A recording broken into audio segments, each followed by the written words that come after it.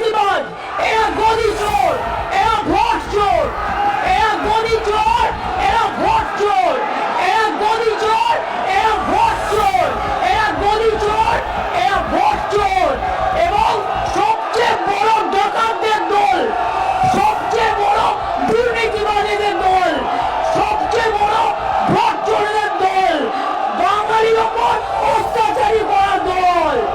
এরা মানুষকে ভাওতা দেওয়ার দল, সন্ত্রাস করা দল, অত্যাচারী দল। আমি চাই এদের মনে করি বিজেপি আজকে দেশের লজ্জা এবং ধিক্কার। আমি তীব্র ধিক্কার জানাই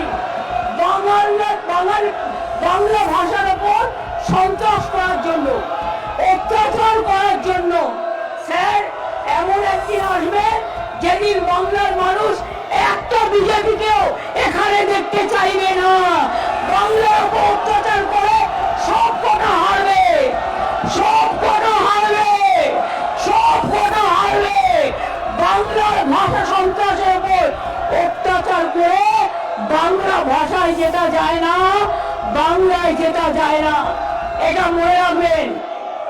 একই জিনিস আমি পার্লামেন্টে দেখেছি, আমাদের এমএলএদের এমপিদের গায়ে হাত তোলা হয়েছে, সিআইএসএফ ঢোকানো হয়েছে, বিএসএফ ঢোকানো হয়েছে, আমাদের লোকেদের মা হয়েছে।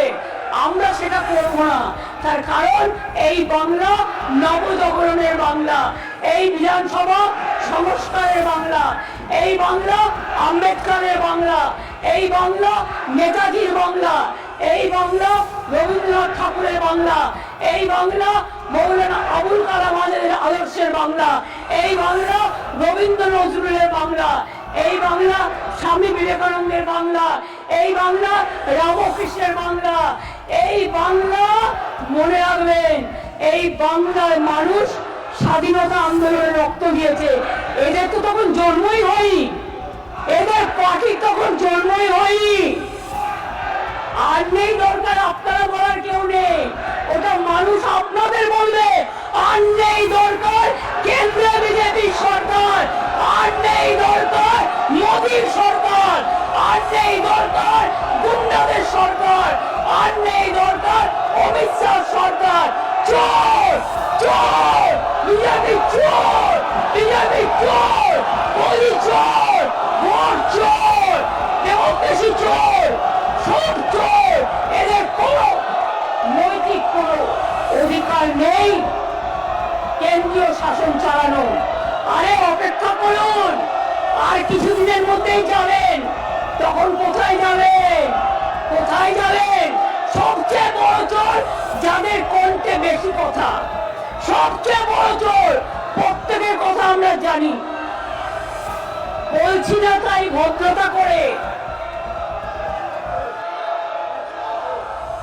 না না ছেঁচড়া দিয়ে তো তরকারি হয়, সে তরকারি তো তোমরা খাও, তরকারিকে কেন অপমান করবে?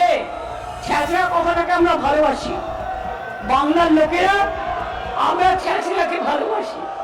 কিন্তু এদের মতো এত অপদার্থ, এত নির্লজ্জ, এত অসভ্য রাজনৈতিক দল আমি জীবনে দেখিনি।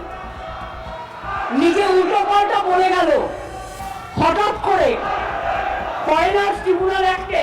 স্যার, এবার কিন্তু ওরা যখন বলবে, আমি বলে যাচ্ছি আমাদের বেঞ্চ কাউকে বলতে দেবে না, ওরা যখন বলবে আমি শান্ত হোক।